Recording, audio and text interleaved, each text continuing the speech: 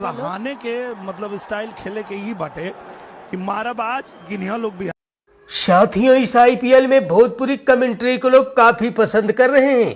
इस समय इंडिया की सबसे ज्यादा कमेंट्री भोजपुरी भाषा में पसंद की जा रही है। जी हां दोस्तों, भोजपुरी के साथ आईपीएल मैच देखने का मजा दोगुना हो रहा है।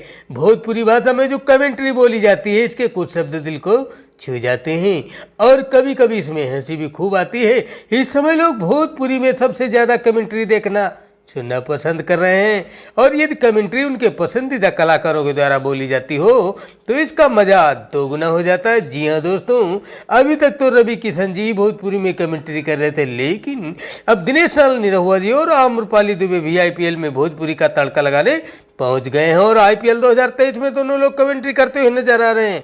प्रशंसकों को तो बस अब power star Pawan Singh, trending star Khesari Lal ji का बेसब्री से इंतजार है। साथियों, अब देखना यही है कि पावर स्टार पवन सिंह, खेसारी लाल दोनों में से सबसे पहले कमेंट्री करने कौन जाता है। आप लोग कमेंट करके जरूर बताएं।